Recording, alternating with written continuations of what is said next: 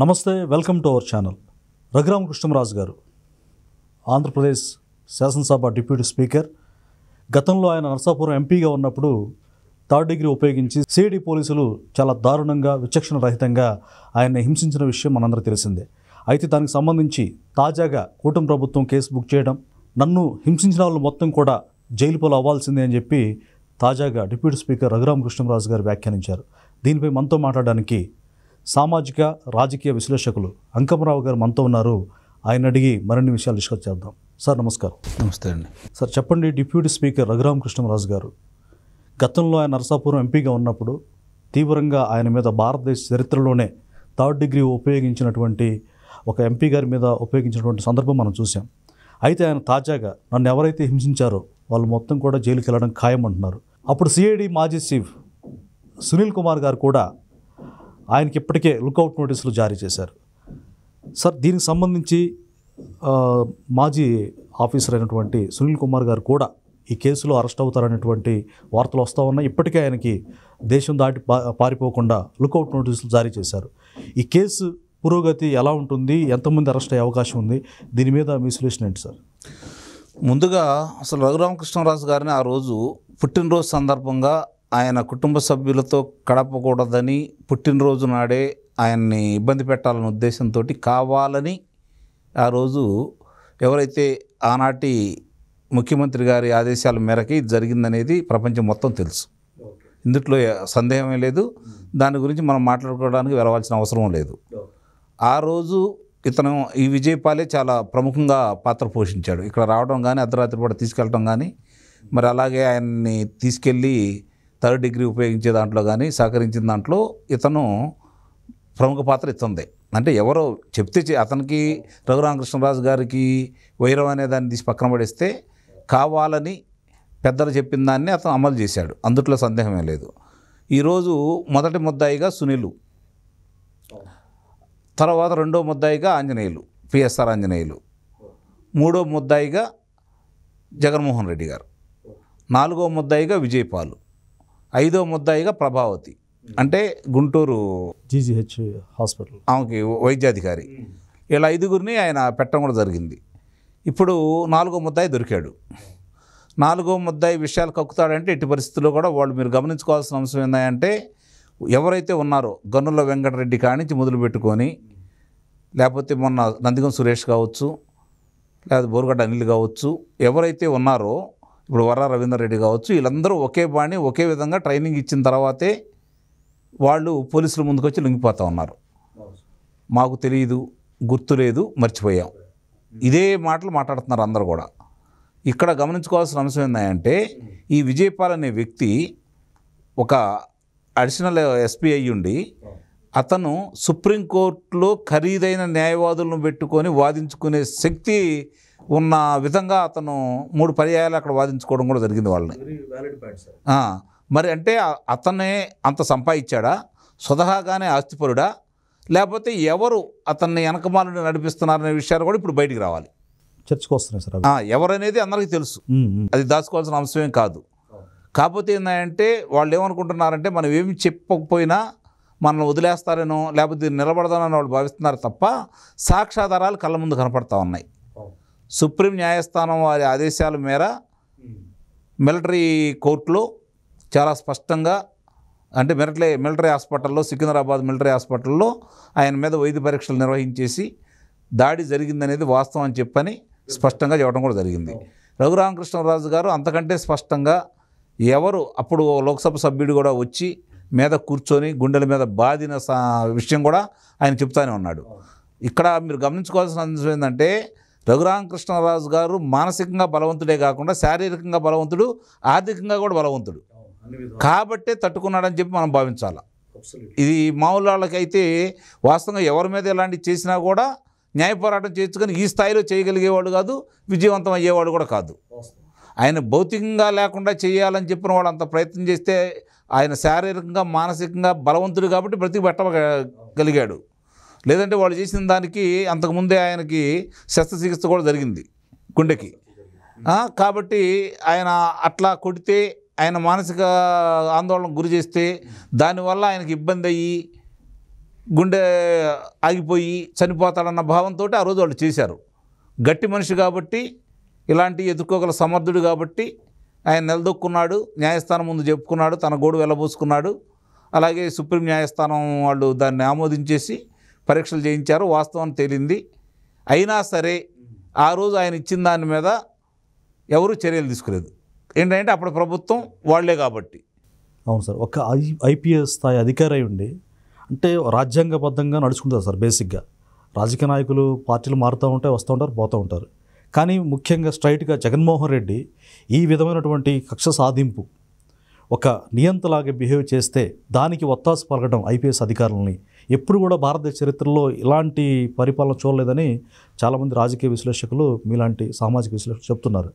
So IPS అధికారులు అతనికి అంత గులాంగిరి చేయడానికి మెయిన్ రీజన్ ఏమై ఉండొచ్చు అంటారు? ఇక్కడ ఒకటండి, నయానా భయానా భయపెట్టి, అంటే ఒకటి డబ్బాసి చూపించవచ్చు, లేకపోతే పదోన్నతి కొంతమందిని తీసుకొచ్చి వాళ్ళకి కావాలని చెప్పి ఆ పదవిలో పెట్టుకున్నాడు కదా ఆయన, బాధ్యతలు అప్పచెప్పాడు కదా, వాళ్ళు ఆయన చెప్పినట్టే చేస్తారని. రెండోది, కొంతమంది యొక్క అంటే వాళ్ళకు లొసుకులు ఉన్నాయి, కొంతమందికి ఎక్కడో బలహీనతలు కూడా ఉన్నాయి. ఆ బలహీనతలను కనిపెట్టి దాన్ని ఆధారంగా చేసుకొని వాళ్ళు చెప్పుడు మాటలు వినేటట్టు చేసుకున్నాడు. ఇంకోటి ఏంటంటే డబ్బు ఆశ చూపించారు, చాలా ఎక్కువగా డబ్బు ఆశ చూపించారు. డబ్బుకు ఈ మూడిట్లో ఏదో దానికి లొంగిపోతారు వాళ్ళు, ప్రమోషన్ కానీ డబ్బు కానీ.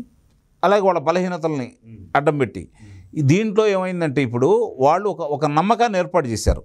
వాళ్ళు చాలా తెలివిగా ఏంటంటే ప్రజాస్వామ్యయుతంగా జరగాల్సినటువంటి స్థానిక సంస్థల ఎన్నికల్లో వాళ్ళు ఒక భయానక వాతావరణాన్ని సృష్టించి పోటీకి లేకుండా చేసుకొని పోటీ నిలబడ్డ వాళ్ళని బెదిరించేసి, ఇదే పోలీసు వ్యవస్థ చేత వాళ్ళని బెదిరించేసి చివరికి వాళ్ళకి క్లియరెన్స్ సర్టిఫికెట్లు కూడా ఇవ్వకుండా, లేకపోతే కుల సర్టిఫికెట్లు ఇవ్వకుండా, నామినేషన్లు కూడా వేయకుండా తిరస్కరణకి ఉద్దేశపూర్వకంగానే చేసి, అలాగే అన్ని సవ్యంగా వాళ్ళని కూడా తిరస్కరించేసి, గట్టిగా మాట్లాడితే వాళ్ళ మీద కూడా దాడులు చేయించేసి ఒక భయానక వాతావరణాన్ని సృష్టించి ఎన్నికల్లో గెలిచారు. వాళ్ళు ఏమన్నారు, 30 సంవత్సరాలు మేమే ఉంటామని చెప్పి వీళ్ళు కూడా నమ్మారు. అందుట్లో న్యాయస్థానాలు ఏం చేయలేకపోతున్నాయి, కేంద్రం ఏం చేయలేకపోతుంది. అంటే ఇంక ఈ ఆంధ్ర రాష్ట్రంలో జగన్మోహన్ రెడ్డికి తిరుగులేదు అనే భావన అధికారులు కలిగించడంలో వాళ్ళు విజయవంతమయ్యారు. కాబట్టి ఆ రోజు వాళ్ళు చెప్పిన మాటలు విన్నారు. ఇప్పుడు ఏంటంటే తప్పించుకోలేని కొంతమంది, ఆ తప్పులు ఒప్పుకోలేని కొంతమంది, వాళ్ళకి తెలుసు ఏం జరిగిద్దో. అది జగన్మోహన్ రెడ్డి గారి పేరు చెప్పినా లేకపోతే మిగిలిన వాళ్ళ పేరు చెప్పినా ఏం జరిగిద్దో వాళ్ళకి తెలుసు. కాబట్టి నింద వాళ్ళ మీద వేసుకుంటారు తప్ప వాళ్ళ పేరు మీద చెబుతారనేది నేనైతే భావించను. అయితే ఇప్పుడు ఈ సునీల్ కుమార్ కావచ్చు, మాజీ సిఐడి చీఫ్ ఉన్నారు కదా, ఆయన కావచ్చు, మెయిన్గా జగన్మోహన్ రెడ్డి ఒక రకంగా ఈ కుట్రకి కేంద్ర బిందువు ఆయన్ని ఎప్పుడు అరెస్ట్ చేస్తారని ఆంధ్ర ప్రజలు ముఖ్యంగా, అంటే చాలామంది వర్ర రవీందర్ రెడ్డి, సోషల్ సైకోలు, డెవిల్స్ని చూశారు సార్. అయితే మెయిన్ దీనికి కేంద్ర బిందువు మా అన్నయ్య అని షర్మిలా గారు కూడా చెప్పారు. ఇతనే అని దాదాపుగా నైతికంగా అందరూ తెలుసు. ఇతను ఎప్పుడు కటకటాలు వేసే ఆస్కారం ఉంది. దీంట్లో కూడా A3 అన్నారు, ఏది సార్ అది, ఆయన A3గా ఉన్నారు. సో ఇతన్ని కూడా ఈ కేసులో as early as possible arrest చేసే అవకాశాలు ఉన్నాయంటారా? నాకు కనుచూపు మేరలు అయితే కనపట్టలేదు. ఎందుకని సార్, రీజన్ ఏంటి? ఎందుకంటే జగన్మోహన్ రెడ్డి ప్రస్థానంగా మనం చూసుకుంటూ ఉంటే ఈరోజు అతని మీద అభియోగాలు వస్తున్నాయి, ఆధారాలు కూడా చూపించాలి కదా, ఆధారాలు చూపించాలి కదా. వాళ్ళు ఆయనే చెప్తే మేము చేసామని చెప్పాలిగా ముందు. అవును, వీళ్ళు తెలియదు, గుర్తులేదు, మర్చిపోయానే పదాన్ని వాళ్ళ మీద తీసుకోవడానికి సిద్ధపడుతున్నారే తప్ప ఫలానా వాడు మమ్మల్ని చేయమంటే చేసామని చెప్పి చెప్పుకోవట్లేదు కదా. కాబట్టి ఇప్పుడు ఏదన్నా ఒక వ్యక్తి హత్య చేశారు, ఫలానా వ్యక్తిని ఫలానాడు హత్య చేశారని చెప్పని న్యాయమూర్తి దగ్గరికి తీసుకొస్తారు. న్యాయమూర్తి కేసు వివరాలు పరిశీలించిన తర్వాత మొట్టమొదటి రోజే న్యాయమూర్తికి తెలిసిద్ది ఇది ఎవరు చేశారు, ఎవరు చేయలేదని. కానీ సరైన న్యాయం అంటే సాక్షులు చెప్పేవాళ్ళు లేక, ఆధారాలు సరిగ్గా లేక, హంతకుడు ఫలానాడు సంగతి తెలిసినా కూడా అతను హంతకుడని చెప్పలేరు. ఎందుకంటే వాళ్ళకి కావాల్సిన సాక్ష్యాధారాలే, మనసాక్షి కాదు, కోర్టుకు కావాల్సింది సాక్ష్యాధారాలే. ఇక్కడ కూడా అదే పరిస్థితి, జరిగే పరిస్థితి కూడా అదే పరిస్థితి. ఇతను సంతకాలు పెట్టలేదు. కాకపోతే ఇక్కడ ఏంటంటే గూగుల్ టేక్అవుట్ ద్వారా కాల్ డేటా ద్వారా అతను వీడియో, అంటే ఇక్కడ ఏం జరుగుతుందనే దాన్ని వీడియో ద్వారా వీక్షించాడనేది బలంగా చెబుతున్నారు. కాబట్టి దాని ఆధారాలు ఏదన్నా ఉంటే దానికి సంబంధించినంత వరకు అవి బయటకు వస్తే అప్పుడు అతని మీద చర్య తీసుకోవడానికి అవకాశం ఉంటుంది నిస్సందేహంగా. ఎందుకంటే ఒక ముఖ్యమంత్రిగా ఉండి ఆ విధం అంటూ చేస్తే రాజ్యాంగ విరుద్ధం కాబట్టి అప్పుడు దాని మీద చర్య తీసుకోవడానికి అవకాశం ఉంటుంది. అది వీళ్ళ దగ్గర ఉంటే మీరు అన్నట్టు జగన్మోహన్ రెడ్డి గారిని ముందో వెనకో అదుపులో తీసుకుంటారు. అప్పుడు మాత్రమే అవకాశం ఉంటుంది. వీళ్ళు సాక్ష్యాలు చెబితే జగన్మోహన్ రెడ్డిని తీసుకొని అదుపులో తీసుకుంటారనేది మాత్రం అది నమ్మాల్సిన అవసరం అయితే లేదు. ఎందుకంటే వాళ్ళు అట్లా కరుడు కట్టిపోయి ఉన్నారనమాట. గమనించుకోండి మీరు కావాలంటే. కరెక్ట్ సార్ మీరు చెప్పిన దానికి. ఎందుకంటే గతంలో ఆయన కోర్టు వాయిదాలకు కూడా 3,000 పైచీలకు ఆయన వాయిదాలకు వెళ్ళలేదు. అప్పుడు వెళ్ళలేదండి. అధికార మార్పిడి జరిగి వాళ్ళకి 169వ రోజు, ఈ రోజుకి 169వ రోజు. అంటే కూటమి ప్రభుత్వం కూడా అదే నేను చెప్పింది 169వ రోజు. ఇప్పటికి వెళ్ళాడు అతను? లేదు. వాయిదాలకు వెళ్తున్నాడా? న్యాయస్థానం పట్టించుకుంటుందా? దీని వెనక ఏంది ఆయన అంత ధీమా ఏంటి? అదే చట్టంలో ఉన్నాడు లొసుకులు. డిశ్చార్జ్ పిటిషన్ల మీద పిటిషన్లు వేసుకుంటూ అతను చేయాల్సినంత చేసుకుంటా ఉన్నాడు. కాబట్టి అతనికి అన్ని, ఇప్పుడు న్యాయమూర్తికి ఎన్ని తెలుసో నాకైతే తెలియదు, కానీ చట్టంలో ఎన్ని లొసుకులు ఉంటాయో ఇతనికి మాత్రం తెలుసు. అంటే ఒక సీనియర్ రోగి బెటర్ అన్నట్టు. డాక్టర్ కంటే రోగి మామూలుగా ఎవరైతే రోగి ఉంటారో వాళ్ళే గొప్ప. ఇప్పుడు అతని పరిస్థితి కూడా అదే. అయితే ఈరోజు దీనికి సిమిలర్ విషయం కాబట్టి అడుగుతున్నాను సార్. ఈరోజు షర్మిల గారు గవర్నర్ గారిని కలిసి మా అన్న సంఘ విద్రోహ శక్తి, ఆయన సమాజంలో సొసైటీలో ఉండడానికి వీల్లేదు, ఆయన్ని ఖచ్చితంగా యాక్షన్ తీసుకొని జైల్లో పెట్టండి అని ఒక అర్జీ ఇచ్చారు. సొంత చెల్లెలే, ఒకే రక్తం పంచుకొని పెట్టిన అన్నా చెల్లెలే షర్మిల గారే ఇది చాలా సీరియస్. కూటమి ప్రభుత్వానికి కూడా లేఖ రాశారు, సీఎం గారికి బహిరంగ లేఖ. సో దీని మీద ఏమన్నా గవర్నర్ గారు కానీ సీఎం గారిని స్పందించి ఈ కేసు త్వరితగతిన విచారణ జరిపించి ఆయన త్వరగా జైల్లో వేసే ఆస్కారం ఏమైనా ఉందంటారా? అంటే ఇక్కడ న్యాయమూర్తిగా చేసిన వ్యక్తి, మనకి ఇప్పుడు గవర్నర్గా ఉన్న ఆంధ్ర రాష్ట్ర ప్రదేశ్ గవర్నర్గా ఉన్న వ్యక్తి, న్యాయమూర్తిగా చేసిన వ్యక్తి, ఆయనకు సాక్ష్యాధారాలే కావాలా. ఆమె కనుక సాక్ష్యాధారం పొందుపరిచి ఉంటే వాళ్ళు చర్యలు తీసుకుంటారు. ముఖ్యమంత్రి గారు కావచ్చు, గవర్నర్ కావచ్చు, దాని మీద విచారణకు ఆదేశిస్తారు. సాక్ష్యాధారాలు ఉన్నాయి కాబట్టి అదుపులో తీసుకుంటారు. చెప్పినందువల్ల తీసుకోరు కదా. అయితే గతంలో సార్ ఎలాంటి ఎవిడెన్స్ లేకుండానే స్కిల్ డెవలప్మెంట్ కేసులో ఏదో అవినీతి జరిగిందంటూ ప్రస్తుత సీఎం గారు, అప్పుడు ప్రతిపక్ష నాయకుడిగా ఉన్న చంద్రబాబు నాయుడు గారిని 53 రోజులు కర్కశంగా జైల్లో ఉంచి ఒక రకంగా సైకోయిజం ప్రదర్శించారని చెప్పేసి చాలామంది ఆరోపిస్తూ ఉన్నారు. ఆ రకంగా కక్ష తీర్చుకున్నారు. మరి ఇప్పటి ప్రభుత్వం కూడా అలాంటి వ్యక్తిని ఎందుకు ఆచితూచి లీగల్గా అన్నీ సరిచూసుకోవాల్సిన పరిస్థితి ఏంటి? మంచి మాట అడిగారు. 53 రోజులు ఆయనే కారాగారంలో ఉంది. ఎలాంటి ఆధారాలు లేకుండా అదుపులో తీసుకున్నారు. ఆ రోజు అదుపులో తీసుకున్న వ్యక్తుల మీద కానీ, లేకపోతే దానికి ప్రేరేపించిన వ్యక్తుల మీద కానీ ఈ రోజు వరకు వీళ్ళు చర్యలు తీసుకున్నారా? మరి వాళ్ళకే లేని బాధ మనకే ఉంటుంది. మన బాధ వాళ్ళకి అవసరం లేదు కదా. మన బాధ వాళ్ళకి అవసరం లేదు కదా. జరుగుతున్నాయి అయ్యే కదా. ఇప్పుడు ఆయన ఎందుకు ఇలా తీసుకున్నారు, ఆధారాలు ఏంటి, నన్ను ఎందుకు ఇలా చేశారని చెప్పి ఒక ముఖ్యమంత్రిగా ఈరోజు ముఖ్యమంత్రి అయిన ఆయన కనుక దాని మీద చర్య తీసుకోమంటే చట్టపరమైన చర్యలు తీసుకోవడానికి ఆధారాలు అయితే ఉన్నాయి కదా. మరి ఆయనే ముందుకు వెళ్ళినప్పుడు నిజమే, అందరూ ఎక్కువ మందిలో ఉన్నటువంటి ఒపీనియన్ సార్ ప్రజలకి. కాబట్టి ఇవన్నీ ఊహాగానాల కిందకే కొట్టేయాలి. మనం ఆశపడుతున్నాం. మనం ఏంటంటే ఆశపడుతున్నాం. ఆయన చట్టం అంటున్నాడు, అది చట్టమే కదా. నీ మీదే కదా చర్యలు జరిగింది. ఆధారాలు లేవు కదా. ఆ కొల్లు రఘురామరెడ్డి గారు కావచ్చు, వీళ్ళందరూ వచ్చి ఏమీ లేకుండా నేను అదుపులో తీసుకున్నారు కదా. వాస్తవంగా ఆయన వచ్చి నీ దగ్గర రాకూడదు కదా. నువ్వు భారతదేశంలో రెండో వ్యక్తివి, ప్రధానమంత్రి తర్వాత, రాష్ట్రపతి తర్వాత నీకే అత్యధికంగా సెక్యూరిటీ ఉన్న వ్యక్తి. మరి అలాంటి నీ దగ్గరికి ఆయన వచ్చి ఇలా చేసినప్పుడు, ఆధారాలు లేకుండా చేసినప్పుడు, అదే సంజయ్, ఆ రోజు ఉన్నటువంటి సిఐడి చీఫ్ సంజయ్, పనవోలు సుధాకర్ రెడ్డి ఇద్దరు కూడా చట్టానికి అతిక్రమించి రాజ్యాంగాన్ని ధిక్కరించేసి 3 చోట్ల ప్రసార మాధ్యమాలతో మాట్లాడారు. అది చాలు కదా వాళ్ళ మీద అభియోగాలు మోపడానికి. మరి ఇన్ని ఉన్నాయి కదా, చర్యలు ఎందుకు తీసుకోవట్లేదు? ఇది అర్థం కావట్లేదు. సామాన్య ప్రజానికి అర్థం కావట్లేదు, నాకు కూడా అర్థం కావట్లేదు. నువ్వు ఉదాసీనత. చాలా ఆశ్చర్యంగా ఉంది. అలాంటి వాళ్ళ మీద చర్యలు తీస్తే మిగిలిన వాళ్ళందరూ ఈ పడి దారిలోకి వచ్చేవాళ్ళు కదా. ఇదే ఇప్పుడు అందుకే నమ్మకం పోతుంది. నమ్మకం నిలబెట్టుకోవాల్సిన బాధ్యత ఈ కూటమి మీద ఉంది. ముఖ్యంగా చంద్రబాబు నాయుడు గారి మీద ఉంది, పవన్ కళ్యాణ్ మీద ఉంది, అలాగే లోకేష్ మీద ఉంది. Correct sir. గతంలో కూడా మీరు చెప్పినట్టుగా ప్రతిపక్ష నాయకుడు పవన్ కళ్యాణ్ గారు కూడా అసలు ఎక్కడికి వెళ్లకుండా ఆయన అష్టదిగ్బంధం చేసినట్టు చేశారు. అలాగే తండ్రిని జైల్లో వేస్తే పోలీసులు లోకేష్ గారిని కూడా, ఇప్పుడు ఐటీ విద్యాశాఖ మంత్రి గారు, ఆయన్ని నిర్బంధించారు, ఇబ్బంది పెట్టారు. ఇంత కర్కశంగా ప్రవర్తిస్తే కనీసం ఇప్పుడు వాళ్ళ మీద అగ్రెసివ్గా ముందుకెళ్ళాలంటే న్యాయబద్ధంగా ఇంటర్నల్ అంటే అగ్రెసివ్గా వెళ్తే వాళ్ళకి వెళ్ళి తేడా ఏమి ఉండదు, న్యాయబద్ధంగా వెళ్ళాలా, ఎందుకు వెళ్ళటం లేదని ఇప్పుడు కూడా అర్థం కావట్లేదు జనాలకి. అదే శ్రేణులు బాధపడతా ఉన్నారు, ప్రజలు బాధపడతా ఉన్నారు. ఇప్పుడు ఒకటి గుర్తుపెట్టుకోండి, ఎవరు శ్రేణులు ఆడుకుంటారు. ఆయనకి 39% ఓట్లు ఉన్నాయి, అందుట్లో 9% తీసిన 30% ఆయన గట్టిగా ఉంటాయి. పథకాల మీద 9% వస్తే రావచ్చు. వీళ్ళకి మన 35 పోయినసారి 39% వీళ్ళకి వచ్చింది 2019లో. అంటే వీళ్ళకి కూడా 30% ఓట్లు ఉంటాయి. మిగిలిన 40% ఓట్లు.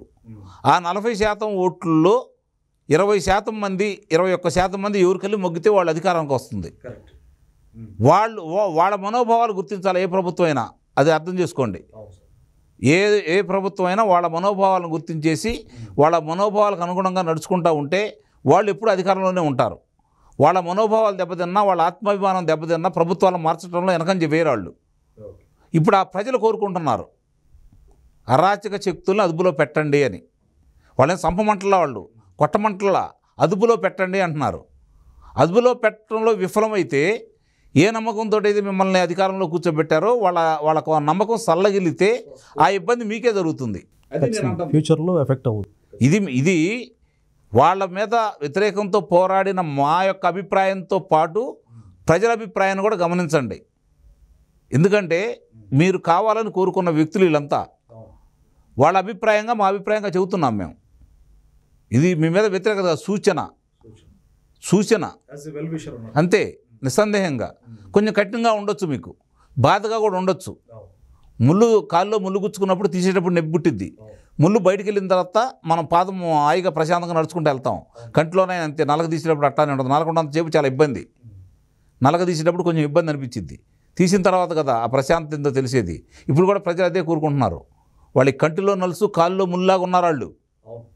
అయితే చివరిగా సార్, ఇప్పుడు రఘురామకృష్ణరాజు గారు కేసులో ఒక రకంగా విజయపాల్ని అరెస్ట్ చేయడం పురోగతి సాధించినట్టుగా కొంతమంది శ్రేణులు అయితే హర్షాభావం వ్యక్తం చేస్తున్నారు. అయితే రఘురామకృష్ణరాజు గారు తాజాగా రీసెంట్గా వ్యాఖ్య ఏమన్నారంటే, నన్ను ఎవరైతే ఇబ్బంది పెట్టారో ప్రతివాడు మొత్తం కూడా జైలుకి వెళ్తారు అని ఆయన కూడా స్టేట్మెంట్ ఇవ్వడం జరిగింది.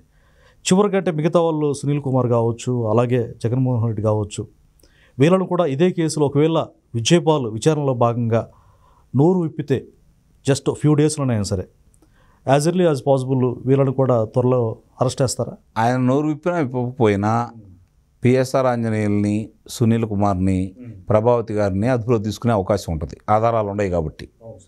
అక్యూజ్డ్ కదా జగన్మోహన్ రెడ్డిది ఏందనేది చూడాలి. అంత తప్ప వేరేం లేదు. రఘురామకృష్ణరాజు గారి నమ్మకానికి మనకి విలువ ఉంది. నిస్సందేహంగా ఆయన అభిమతం నెరవేరాలని కోరుకుందాం. అంతకంటే మనం చేయగలిగింది ఏం లేదు. థ్యాంక్ యూ సార్, ధన్యవాదాలు.